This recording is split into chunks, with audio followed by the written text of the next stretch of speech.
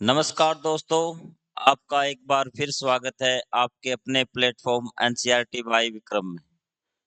आज हम स्टार्ट करने जा रहे हैं हमारी 6th क्लास की हिस्ट्री की बुक का अध्याय 5 भारत अर्थात इंडिया। इसमें हम जानेंगे कि जो भारत का नाम है, जो हम भारत बड़े प्यार से लेते हैं, वो किस प्रकार से विश्व की इस पटल पर आया। तो चलिए अध्याय की शुरुआत करते हैं। आपके अध्याय का नाम है भारत अर्थात इंडिया। तो उससे पहले मैं आपको थोड़ी-सी जानकारी दे देता हूँ कि जो हमारा एनसीईआरटी 6th क्लास का ज्योग्राफी का पार्ट है वो कंप्लीट हो चुका है और एनसीईआरटी 6th क्लास हिस्ट्री का ये सेकंड अध्याय है बुक के अनुसार।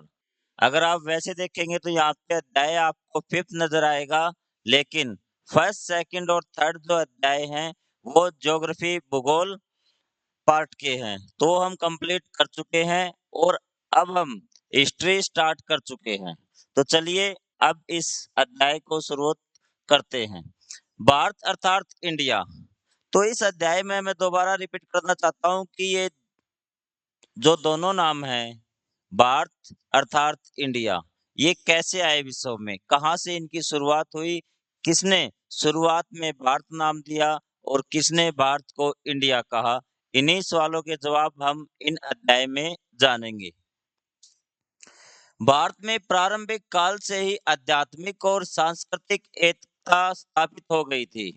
कहने का मतलब है कि बिल्कुल शुरुआत से भारत में आध्यात्मिक और सांस्कृतिक एकता स्थापित हो गई थी, जो हिमालय और दो समुद्रों के बीच इस महान मानवता की जीवन धारा का अभिन्न अंग बन गई। ये बात श्री अरविंद द्वारा कही गई है। इसमें देखिए क्या कहा गया है कि भारत में जो एकता है, भारत के लोगों के बीच में विभिन्न प्रकार के जो समाज रहते हैं, वो शुरू से ही हो गई थी। और इन्होंने बताया कि भारत की जो लोकेशन दी है, वो बताइए हिमालय और 2 समुद्रों के बीच। अब देखिए कि यहाँ पे आपका हिमालय है और यहाँ पे आपके 2 समुंदर है, एक आपका अरब सागर और एक बंगाल की खाड़ी, इन दोनों के बीच ये देखिए कि इस प्रकार ये भारत है। यहाँ 2 समुंदर, अरब सागर और बंगाल की खाड़ी, नीचे हिंद महासागर है। आपको पता होनी चाहिए ये चीज़ें के बीच इस महान मानवता की जीवन धारा का अभिन्न अंग बन गई। तो ये लोकेशन बता दी इस वक्तव्य में। अब हम लेसन को स्टार्ट करते हैं कि न्यू एनसीईआरटी है, उनका प्रत्येक जो अध्याय है वो किसी न किसी वक्तव्य द्वारा स्टार्ट किया गया है। तो आपको ये वक्तव्य समझ में आ गया होगा कि भारत की इस विशाल धरा के बारे में ये वक्तव्य कहा गया है। अब देखिए, ये मैं आपको एक डायग्राम दिखाना चाहता हूँ कि 2300 वर्ष पूर्व ग्रामीण भारत को दर्शाता एक दृश्य, महान सांची स्तूप का उत्तरी द्वार। ये जो है महान भारत को दर्शाता एक दृश्य है कि ग्रामीण भारत कैसा था, कैसी उनकी वेशभूषा थी। इसमें घुड़सवार दिखाए गए हैं और भी ग्रामीण दिखाए गए हैं, किसान दर्शाए गए हैं, बच्चे दर्शाए गए हैं, महिलाएं काम करती हुई दर्शाई गई, जो घर का काम था वो करती हुई दर्शाई गई है। अलग-अलग प्रकार की इसमें जो ग्रामीण भारत था, वो इस चित्र में दर्शाए गए हैं। अब देखिए जैसा कि हर अध्याय में है कि जिन सवालों के उत्तर हमें ढूँढने हैं, भारत को हम कैसे परिभाषित कर सकते हैं, भारत के कुछ प्राचीन नाम क्या थे? इन दोनों सवालों के जवाब हम इस अध्याय में ढूँढने की कोशिश करेंगे। अगर इन दोनों सवालों के जवाब हमें मिले, तो ये हमारा अध्याय कंप्लीट हो जाएगा। तो चलिए इन दोनों सवालों के जवाब हम अध्याय में ढूँढने की कोशिश करते हैं। ये देखिए भारत का मैप। अब आप में इसको भारत की झलक नज़र आ रही होगी इस मैप में, एक बार और छोटा कर ताकि ये पूरा आ जाए। ये है भारतीय उपमहाद्वीप का भौतिक मानचित्र जिसमें कुछ नदियाँ प्रदर्शित हैं। अब देखिए उपमहाद्वीप क्या होता है? मतलब महाद्वीप का एक छोटा हिस्सा जो उसको किसी भौगोलिक सीमा द्वारा, भौतिक चीज़ों द्वारा अथवा अन्य सांस्कृतिक कारणों से महाद्वीप से अलग करता हो, तो इस प्रकार अगर कोई टुकड़ा है महाद्वीप में, उसको उपमहाद्वीप कहेंगे और ये जो सारा हिस्सा है आपको भारतीय उपमहाद्वीप नज़र आ रहा होगा। इसमें फिलहाल आपको कौन-कौन से देश नज़र आ रहे हैं, जो भारतीय उपमहाद्वीप का हिस्सा है। इसको कई बार दक्षिणी उपमहाद्वीप भी कहा जाता है क्योंकि ये एशिया महाद्वीप है, उसके दक्षिणी भाग में स्थित है। तो ये देखिए यहाँ पे श्रीलंका है और नीचे अरब सागर ने इसकी सीमा निर्धारित की। इस साइड बंगाल की खाड़ी ने, इस साइड अरब सागर ने, यहाँ पे हिंदू कुश पर्वत ने और यहाँ पे हिमालय पर्वत ने बाकी जो एशिया महाद्वीप है उससे इसको अलग कर दिया। इसलिए इसका नाम दिया गया भारतीय उपमहाद्वीप। ये बात आपको समझ में आई होगी कि इसको भारतीय उपमहाद्वीप क्यों कहा गया? क्योंकि भौतिक भौगोलिक जो सीमाएँ हैं, वो इनको अन्य महाद्वीप से अलग करती है, बाकी जो एशिया महाद्वीप है उससे अलग करती है।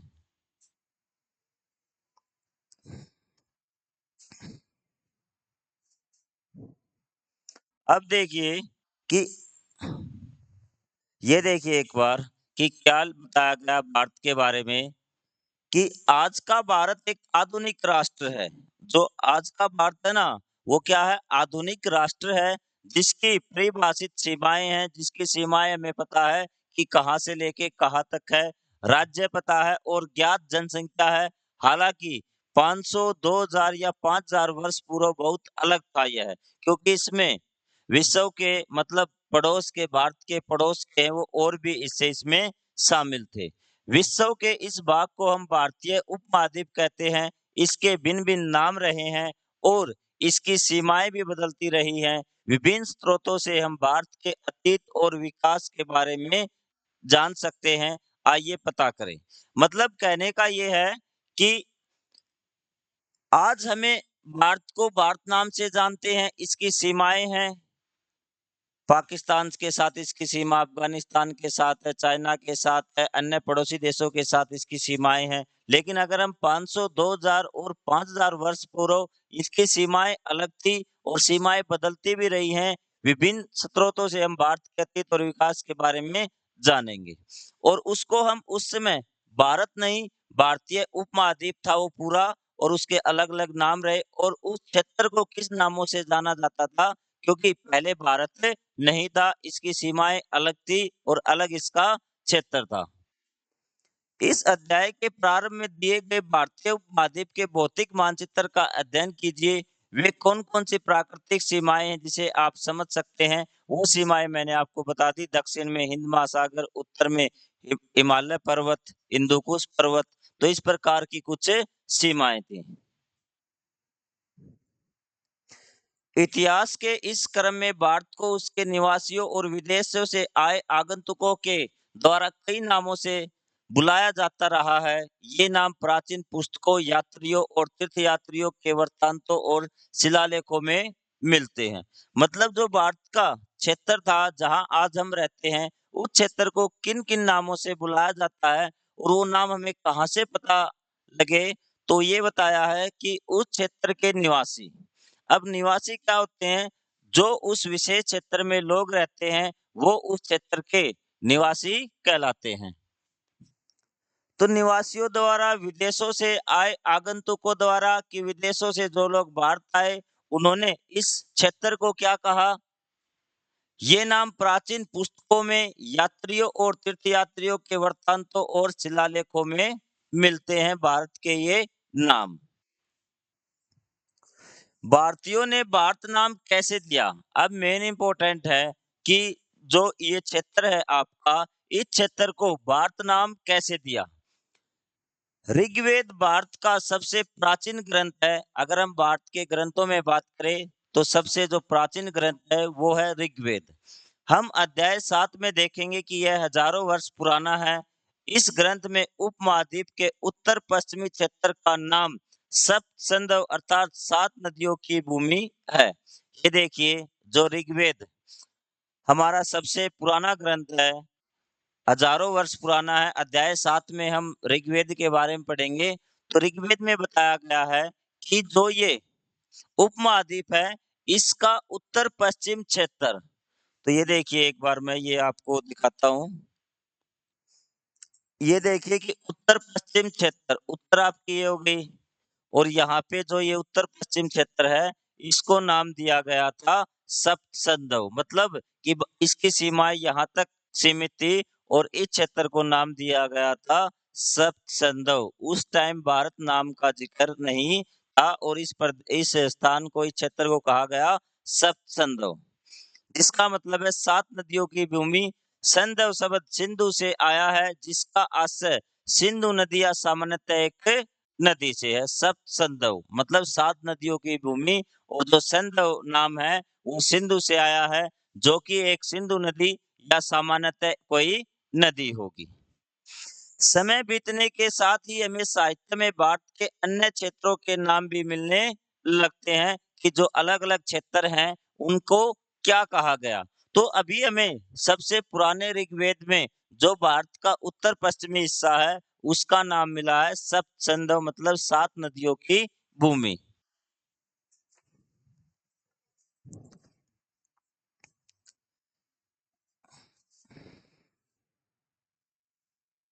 अब उसके बाद हमारा जो मेन इम्पोर्टेंट ग्रंथ है, ऋग्वेद के बाद महाभारत।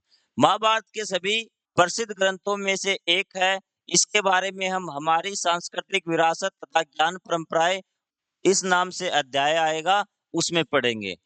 रोचक बात यह है कि इसमें अनेक क्षेत्रों को सूचीबद्ध किया गया है, जैसे कश्मीर लगभग आज का कश्मीर है, कुरुक्षेत्र आज हरियाणा का भाग है, वंग बंगाल का भाग है, प्रागज्योतिष कुछ-कुछ असम का भाग है, कच्छ आज का कच्छ और केरल लगभग आज का केरल। इन सभी क्षेत्रों का जिक्र महाभारत में है। कश्मीर का, कुरुक्षेत्र का, वंग मतलब बंगाल का, प्रागज्योतिष असम का कुछ भाग है, कच्छ आज का ही कच्छ है, केरल लगभग आज का ही कच्छ, इन सब का जिक्र है। क्या आप पृष्ठ 79 पर मानचित्र में दिए गए कुछ क्षेत्रों की पहचान कर सकते हैं? आपने जिन क्षेत्रों के बारे में सुना है, उनकी सूची बनाइए, वो हम मानचित्र में उसके बारे में डिस्कस करेंगे। वास्तव में हमें कब समूचे भारतीय उपमहाद्वीप के लिए एक नाम मिला? क्योंकि अभी तक हमें जो नाम मिले हैं ऋग्वेद में, वो जो उत्तर-पश्चिम क्षेत्र है भारतीय उपमहाद्वीप का, उसका नाम दिया गया सप्तसंधव मतलब पूरे भारतीय उपमहाद्वीप का नाम नहीं था, वो सिर्फ उत्तर-पश्चिम क्षेत्र का था। और जो महाभारत ग्रंथ है, उसमें हमें अभी तक भारत के कुछ जो हिस्से हैं, अलग-अलग क्षेत्र हैं, उनका नाम मिला है। तो ये पूछ रहा है कि हमें जो पूरा भारतीय उपमहाद्वीप है, उसका इकट्ठे क्षेत्र का एक नाम कब मिला? इस प्रश्न का उत्तर देना आसान नहीं है। चूँकि प्राचीन भारतीय ग्रंथों की तिथि निर्धारित करना कठिन है। ये नहीं हमें पता चलता कि ये उस समय रेखा हम देखेंगे जो पिछले लेसन में पढ़ी थी कि इस समय हमें पूरे भारतीय उपमहाद्वीप का एक नाम मिला, क्योंकि जो भारतीय ग्रंथ है, इनका तिथि निर्धारित करना कठिन है। इसलिए इस प्रश्न का उत्तर देना आसान नहीं है कि भारत का पूरा नाम ये कब मिला एक क्षेत्र के रूप में। महाभारत में भारतवर्ष तथा जम्बूद्वीप शब्द का प्रयोग किया गया है तथा विद्वान सामान्यतः इस बात से सहमत है कि सामान्य संख्या पूर्व की कुछ शताब्दियों पूर्व से यह महाकाव्य लिखा जाने लगा। सॉरी, ये है आपका सामान्य संवत पूर्व मतलब ईसा पूर्व की बात हो रही है। ये सब हमने पिछले अध्याय में सीख चुके। तो ये कह रहा है कि जो भारतवर्ष या जम्बूद्वीप कहा गया है इस भूमि को, वो कहा गया है कुछ शताब्दियों पहले, मतलब 300, 400, 500 कुछ का अब 200, 300, 400, 500 लगभग-लगभग, क्योंकि महाभारत का जो समय बताते हैं, वो बताते हैं 900 ईसा पूर्व।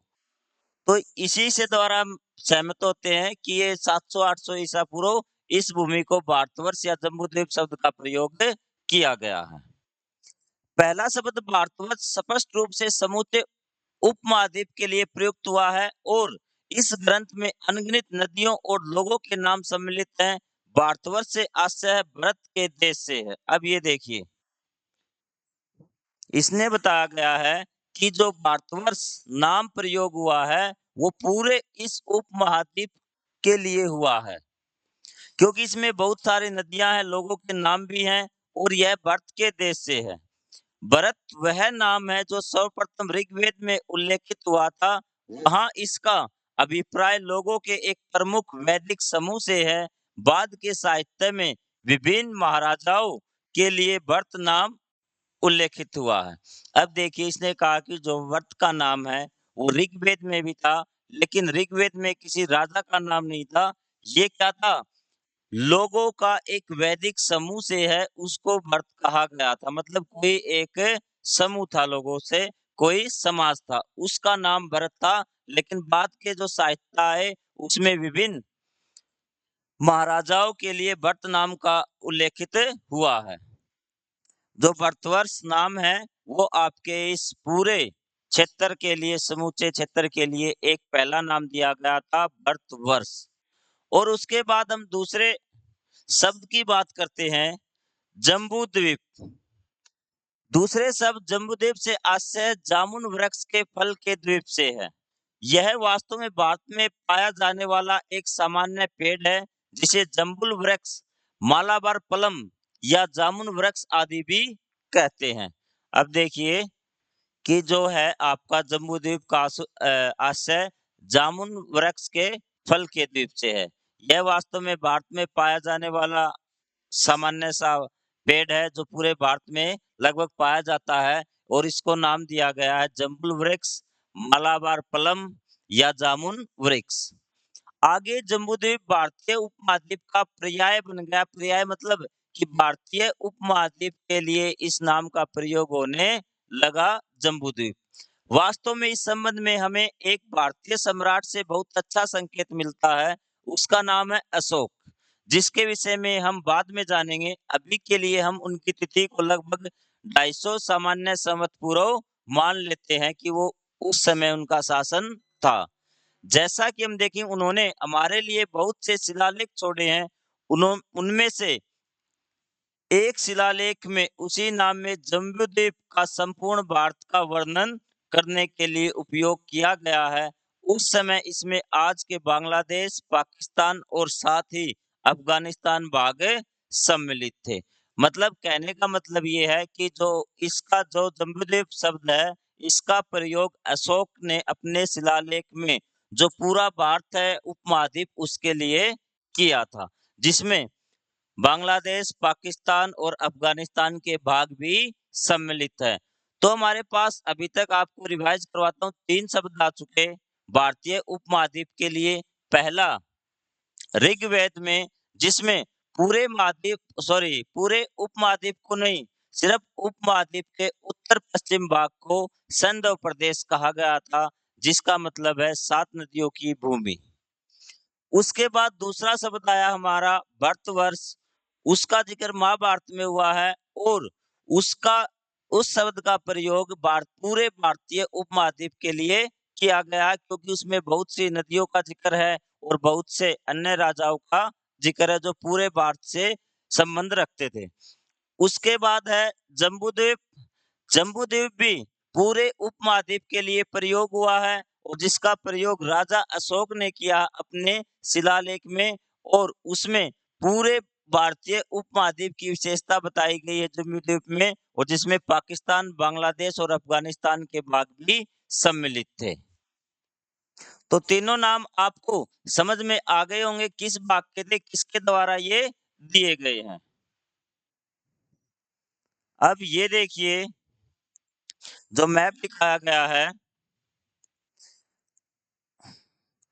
महाभारत में सूचीबद्ध, जैसे हमने पढ़ा था कि आगे मैप आएगा, ये मैप है, सूचीबद्ध कुछ क्षेत्रों को दर्शाता है। मानचित्र अध्याय में कई क्षेत्रों का उल्लेख राज्यों के रूप में किया गया है।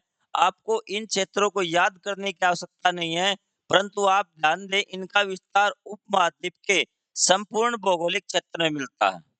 अब देखिए महाभारत में ये सारे जितने भी स्थान आपको दिखाए गए हैं, इन सब का वर्णन आपको महाभारत में मिलता है।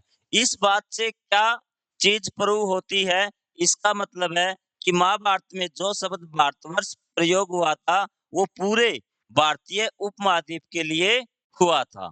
ये क्षेत्र देख लीजिए, जैसे केरल का प्रयोग हुआ था, पांड्य का प्रयोग हुआ था, चोल, द्रविड़, इन सब का प्रयोग हुआ था। और यहाँ स्थायित पूर्व में आ जाइए, प्रागज्योतिष, वंग, बंगाल, आपको बताए भी थे, यहाँ केकय है, यहाँ दुरु है, यहाँ गद्दार है। तो मतलब इस प्रकार से ये पूरा भारतीय उपमहाद्वीप बन गया, और इसी को क्या कहा गया था महाभारत में, भारतवर्ष। ये बात क्लियर हुई आपकी?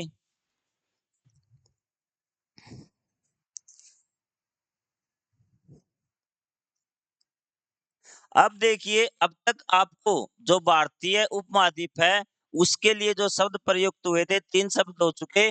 उसके बाद हमारे सामने आता है फोर्थ शब्द, चौथा शब्द। कुछ शताब्दियों के बाद भारतीय उपमहाद्वीप के लिए सामान्यतः भारत नाम का प्रयोग किया जाने लगा। कि सबसे पहले भारत शब्द का प्रयोग कहाँ पर हुआ?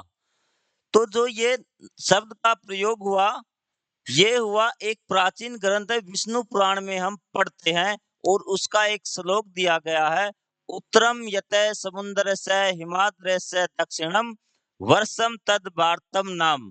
तो जो ये देखिए कि ये जो नाम प्रयुक्त किया गया है, देखिए इसके श्लोक में विष्णु पुराण का श्लोक, और ये रहा वो नाम जो प्रयोग किया गया पहली बार, भारत।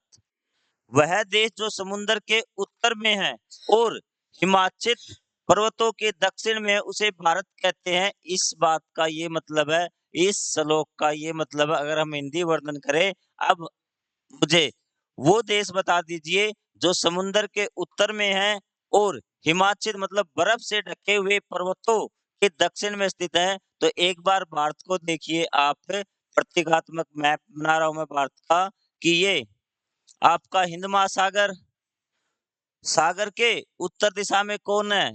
ये क्षेत्र है। और बर्फ से ढके हुए पर्वत मतलब हिमालय पर्वत के दक्षिण में स्थित है। तो ये क्षेत्र हिंदुस्तान है, भारत है, और इसी को विष्णु पुराण में भारत कहा गया था। ये बात आपको पूरी तरह से क्लियर हुई कि पहली बार जो भारत नाम प्रयोग किया गया था, वो प्राचीन विष्णु पुराण में प्रयोग किया गया था। यह नाम भारत आज भी प्रयोग में है। उत्तर भारत में इसको सामान्यतः भारत लिखते हैं, जबकि दक्षिण भारत में इसको भारतम लिखते हैं। क्या आप हिमाचल पर्वतों को पहचानते हैं? क्या आप समझते हैं कि भारत का यह संक्षिप्त विवरण विवरण सही है? मतलब कि भारत का ये छोटा सा विवरण दिया है श्लोक में, क्या आपकी नजर में ये जो विवरण दिया है भारत के क्षेत्र का, क्या ये सही है? और आपको पर्वत आपको पहचान गए होंगे कि ये पर्वत कौन से बर्फ से ढके हुए, ये हिमालय पर्वत की बात हो रही है। यह जानना रोचक है कि भारत के लिए देश के विभिन्न भागों ने एक समान परिभाषा को अपनाया है। इसने कहा कि जो भारत के लिए देश के विभिन्न भागों ने एक समान परिभाषा अपनाया। उदाहरण के लिए 2000 वर्ष पहले तमिल साहित्य की एक कविता में एक ऐसे राजा की प्रशंसा की गई है जिसका नाम दक्षिण में केप कुमारी से उत्तर में महान पर्वत तक, पूर्व के महासागर से पश्चिम के महासागर तक जाना जाता है। मतलब एक राजा था जिसका नाम कहाँ से कहाँ तक था, दक्षिण में केप कुमारी। अगर आप इस प्रकार से मैप में आएंगे तो ये देखिए कि सॉरी, दक्षिण में केप कुमारी हो गया, और उत्तर में महान पर्वत, उत्तर में हिमालय पर्वत, यहाँ से हो गया जम्मू कश्मीर से लेके यहाँ अरुणाचल प्रदेश तक हिमालय पर्वत फैला हुआ है। और पूर्व के महासागर से पश्चिम के महासागर तक, पूर्व के महासागर मतलब यहाँ बंगाल की खाड़ी है, और यहाँ से लेके पश्चिम के महासागर तक इस क्षेत्र को भारत बताया गया। अब ये बताइए मुझे, जो विष्णु पुराण में भारत बताया गया था, वही सीमा इस भारत की बताई गई है। इसलिए ये कहा गया है कि भारत के विभिन्न भागों ने, जिसने भी भारत की परिभाषा दी, भारत के क्षेत्र को यही बताया है कि हिमालय पर्वत के दक्षिण से लेके यहाँ केप कुमारी तक, और यहाँ अरब सागर से बंगाल की खाड़ी तक, और दक्षिण में हिंद महासागर तक भारत की सीमाएं हैं।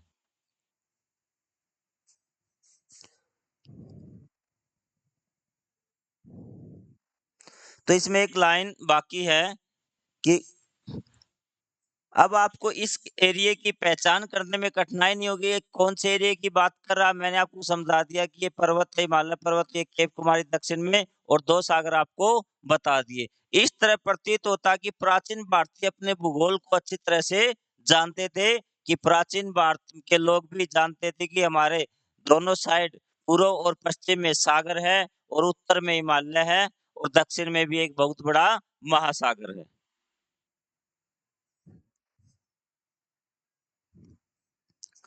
अब भारतीय संविधान में जो सर्वप्रथम अंग्रेजी में लिखा गया था की शुरुआत में ही इंडिया दैट इज भारत वाक्यांश का प्रयोग किया गया है। संविधान के हिंदी अनुवाद में भी वही भारत अर्थात इंडिया को उल्लेखित किया गया। उसने कहा कि जो संविधान लिखा गया है, जो सर्वप्रथम अंग्रेजी में लिखा गया है, जो संविधान, उसकी शुरुआत में लिखा इंडिया दैट इज भारत। इसका एक विवाद भी हुआ था अभी पिछले कुछ महीनों पहले, कि हम इंडिया का नाम बदलकर क्या करेंगे, भारत करेंगे। तो इसमें कोई संशय नहीं होना चाहिए कि जो नाम दिया गया है इंग्लिश में इंडिया, वो भारत का ही नाम है। ये संविधान में लिखा हुआ इंडिया दैट इज भारत, इसका प्रयोग किया गया है कि ये इंडिया भारत ही है। संविधान के हिंदी अनुवाद में भी वही भारत अर्थात इंडिया को उल्लेखित किया। अगर उसका हिंदी अनुवाद देखेंगे तो उसमें लिखा गया भारत, जिसका मतलब है इंडिया, और इंग्लिश में इंडिया दैट इज भारत। तो इसके नाम में कोई विवाद नहीं होना चाहिए।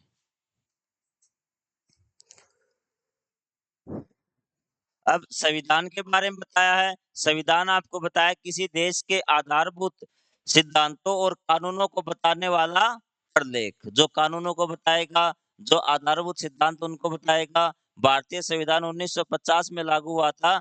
इसका अध्ययन आप कक्षा 7 में करेंगे, जब हम अगली क्लास पढ़ेंगे उसमें हम करेंगे इसका संविधान का अध्ययन।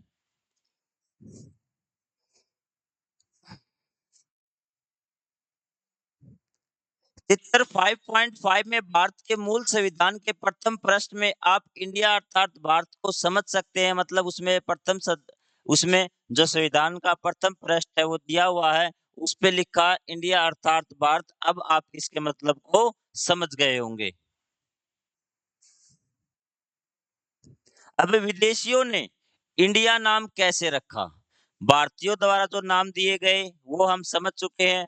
अब हम देखेंगे विदेशियों ने जो नाम दिए वो किस प्रकार दिए और इंडिया नाम किस प्रकार अस्तित्व में आया। तो ये आपका मई का महीना चल रहा है और गर्मी बहुत ज्यादा, टेम्परेचर लगभग 43 के करीब है, इसलिए पसीना आ रहा है। तो आपसे भी रिक्वेस्ट है, अगर हम इतनी मेहनत कर रहे हैं तो आप चैनल को सब्सक्राइब करें और कमेंट जरूर करें। विदेशियों ने इंडिया नाम कैसे रखा? विदेशियों में सर्वप्रथम प्राचीन ईरान के निवासियों ने भारत का उल्लेख किया था।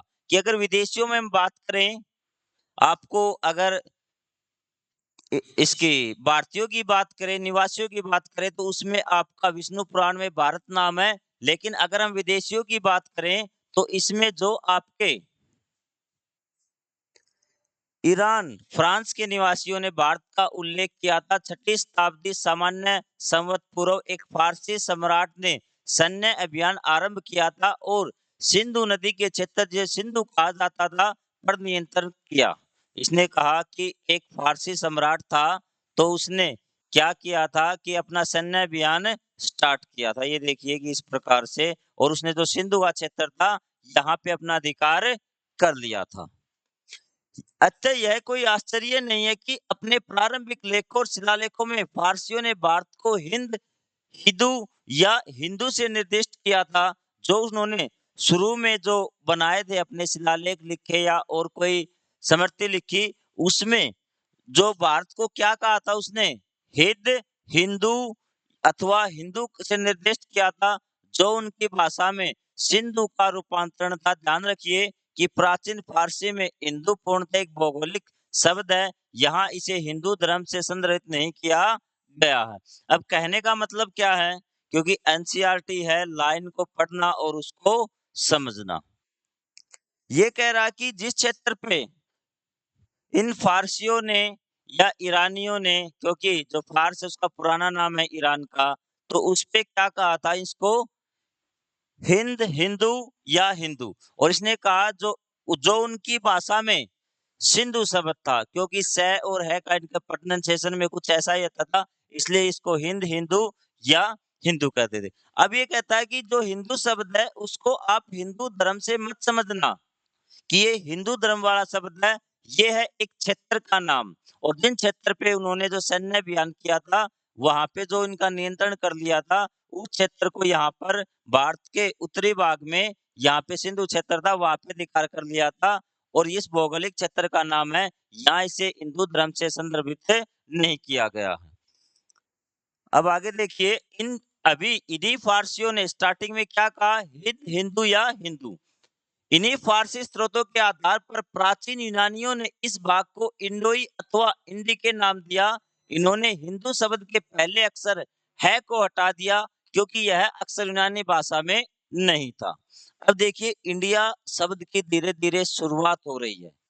जो आपके ईरानी या फारसी थे, उन्होंने कहा इस प्रकार से हिंदू। हिंदी में एक बार लिख देता हूं मैं आपका, हिंदू शब्द कहा, ठीक है। तो जो ये है शब्द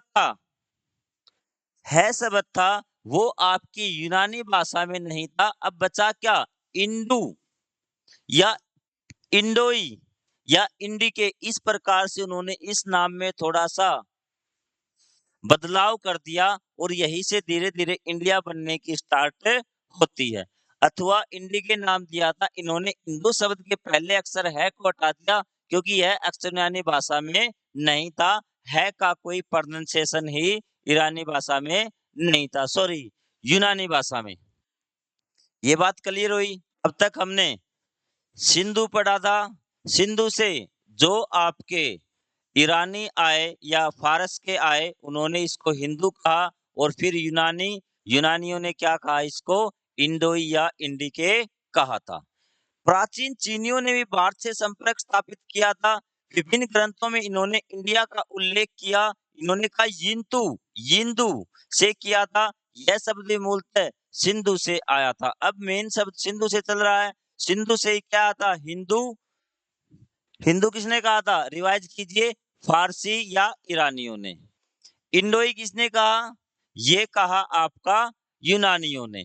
और उसके बाद यिंतु या यिदु, ये कहा आपका चाइनीज ने। चीनियों ने इसका जिक्र ईतु या यिंदु कहा, क्योंकि आपको पता है कि उनके शब्द कैसे हैं।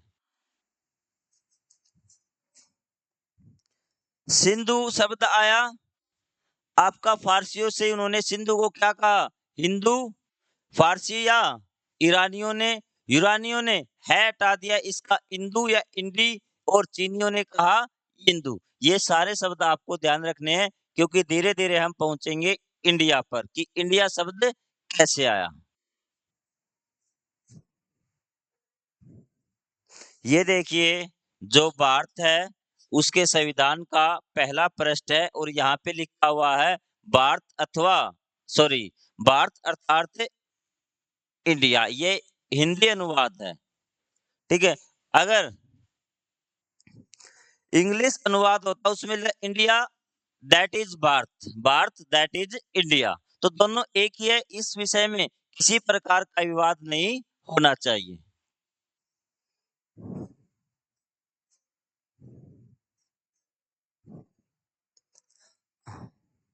अब देखिए, जुआनजेंग, पूर्व में इसे एनसांग उच्चारित किया जाता था, मतलब एनसांग ने 7वीं सामान्य संवत में चीन से भारत की यात्रा की। अब देखिए, आपने हर बार नाम सुना होगा हवेनसांग, हवेनसांग। पुरानी जो ओल्ड एनसीईआरटी में हवेनसांग नाम खूब प्रचलित है, और उन्होंने एक पुस्तक लिखी थी सीयू की, तो उसका नाम जुआनजेंग आया है नई एनसीईआरटी में। हेनसांग को कहा गया है जुआनजेंग।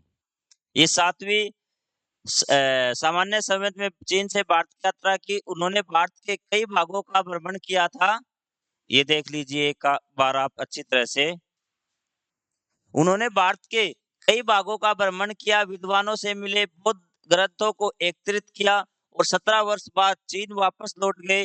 वहाँ उन्होंने संस्कृत से चीनी भाषा में उन पांडुलिपियों का अनुवाद किया, जो वे अपने साथ ले गए थे। आने आगे आने वाली शताब्दियों में कई अन्य चीनी विद्वानों ने भारत का भ्रमण किया था। देखिए, न्यू एनसीईआरटी में नाम भी बदल दिए हैं, जिसको आप ह्वेन-त्सांग कह रहे थे, उसका नया नाम निकल के आया है जुआनज़ैंग।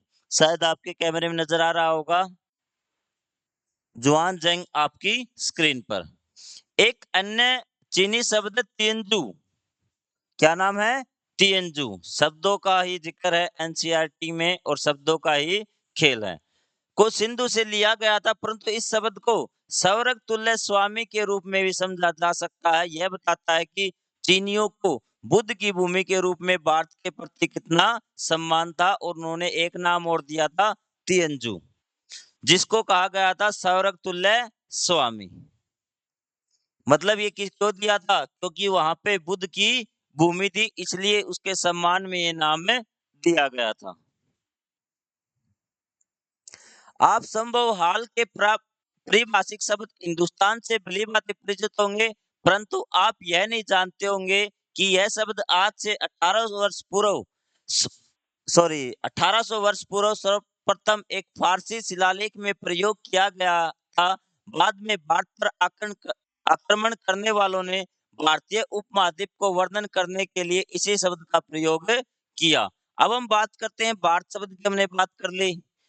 इंडिके, इंडिया, सिंधु, यिंतु ये शब्द हमने पढ़ लिए। अब हम शब्द बात करते हैं हिंदुस्तान की, जिसका नाम खूब प्रचलित है और ये नाम प्रयोग किसने किया था? ये किया था 1800 वर्ष पहले एक फारसी शिलालेख में प्रयोग किया गया था। उसमें भी एक भौगोलिक क्षेत्र के लिए था कि इस क्षेत्र को हिंदुस्तान नाम दिया गया था। बाद में भारत पर आक्रमण करने वालों ने भारतीय उपमहाद्वीप को वर्णित करने के लिए इस शब्द का प्रयोग किया। मतलब बाद में जो मुगल आक्रांता आए, उन्होंने भी पूरे इस क्षेत्र को, जो भारतीय उपमहाद्वीप है, इस क्षेत्र के लिए कौन-सा शब्द प्रयोग किया है? हिंदुस्तान। हिंदुस्तान का मतलब पूरा भारतीय उपमहाद्वीप, जिसमें पाकिस्तान, बांग्लादेश, अफ़गानिस्तान ये सारे देश शामिल थे। तो हिंदुस्तान शब्द की आपको समझ में आई कि हिंदुस्तान शब्द का क्या मतलब है कि 1800 शब्द पहले 1800 वर्ष पहले फारसी शिलालेख में प्रयोग किया गया था और उसके बाद में जो मुगल आक्रांता आए या विदेशी आक्रांता आए, उसने पूरे उपमहाद्वीप के लिए, सिर्फ हिंदुस्तान के क्षेत्र के नहीं, क्योंकि सीमाएँ 1947 के बाद बनी है और धीरे-धीरे सीमाएँ, पहले सीमाएँ क्या थी? पूरा उपमहाद्वीप एक था, जिसको हिंदुस्तान कहा गया। कुछ ग्रंथों में जम्बूद्वीप, कुछ ग्रंथों में भारतवर्ष कहा गया ये। अब आप यहाँ आपका ये होमवर्क है, क्या आप इस तालिका को पूरा कर सकते हैं कि फारसियों ने इसको क्या नाम दिया था, यूनानियों ने क्या नाम दिया था, लैटिन में क्या नाम है, चीनी ने क्या नाम दिया था? देखिए, फारसी ने आपको बताया था कि सिंधु था, क्या नाम था? सिंधु, उन्होंने कहा।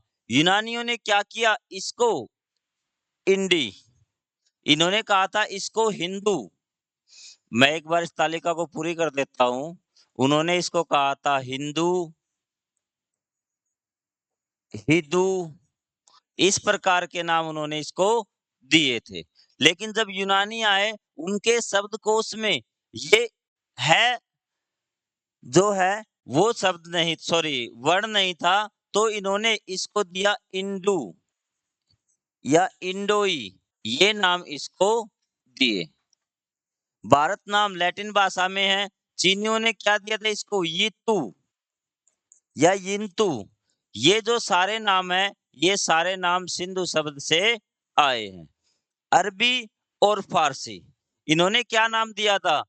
फारसियों ने एक नाम दिया था आपका हिंदुत्व हो गया, बाद में जो हिंदुस्तान नाम है, वो भी इनके द्वारा दिया हुआ था, क्योंकि आपको बताया कि 1800 साल पहले शिलालेख मिला था, उसमें एक शब्द का जिक्र है जिसका है हिंदुस्तान।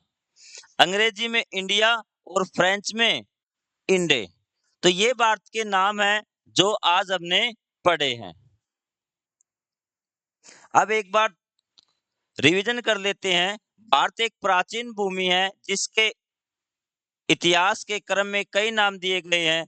प्राचीन भारतीयों द्वारा नाम दिया गया है। जम्बूद्वीप भारत सम्मिलित है। बाद के समय में भारत शब्द अधिक प्रचलित हुआ।